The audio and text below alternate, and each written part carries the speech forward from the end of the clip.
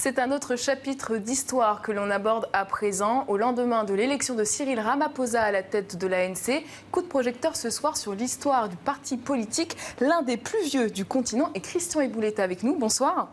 Bonsoir. Comme le souhaitait Mandela dès 1997, Cyril Ramaphosa est enfin président de l'ANC. Il hérite cependant d'une formation politique plus que jamais divisée. Ce n'est pas nouveau ça, Christian? Non, c'est pas tout à fait nouveau, Infanté. En fait, les divisions au sein de l'ANC remontent à la création de ce mouvement. C'était en 1912, en pleine période coloniale. Et à l'époque, c'est en fait une partie de l'élite noire de Bloemfontein, dans le centre du pays, qui va décider de créer le Congrès national indigène sud-africain. Et il sera rebaptisé en 1923 ANC, Congrès national africain. Et justement, c'est durant ces années 20 que les premières divisions vont apparaître au sein de l'ANC entre les partisans de la lutte armée et ceux qui voulaient lutter pacifiquement contre le pouvoir colonial blanc. Alors rappelez-nous en quelques mots les origines de l'Afrique du Sud telle qu'on la connaît. En fait, c'est au milieu du XVIIe siècle, en 1652 très exactement, que les populations noires qui vivaient là depuis quasiment, j'ai envie de dire, la nuit des temps, dans ce qu'on appelle aujourd'hui l'Afrique du Sud, voient débarquer du jour au lendemain des colons néerlandais. Et ces colons néerlandais vont très vite leur faire la guerre, leur arracher leurs terres qu'ils vont exploiter bien évidemment, et puis parfois les réduire en esclavage.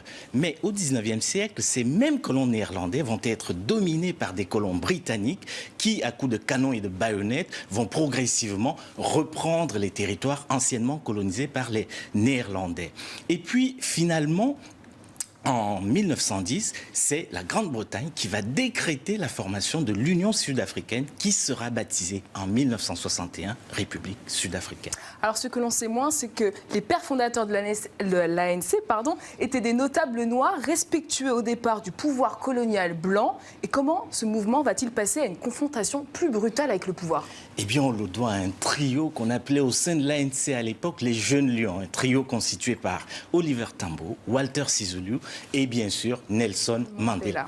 Eh bien, ces Jeunes Lions organisaient des boycotts et des grèves pour lutter contre l'institutionnalisation à l'époque de l'apartheid par le régime blanc d'Afrique du Sud.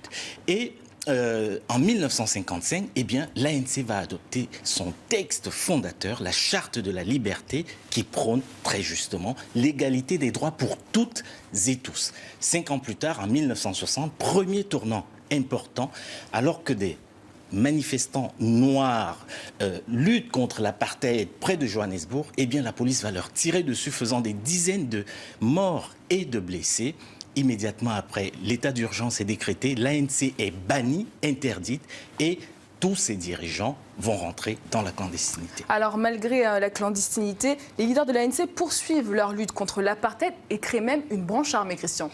Absolument, Infanté. Malheureusement, en 1962, Nelson Mandela et les cadres dirigeants de l'ANC vont être arrêtés et emprisonnés à la célèbre prison de Robben Island.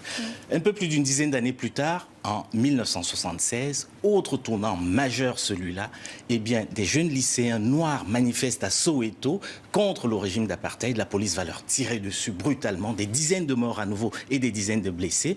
Et quelques années plus tard, en 1990, heureusement, Nelson Mandela va être libéré. Immédiatement, il prend la tête de l'ANC.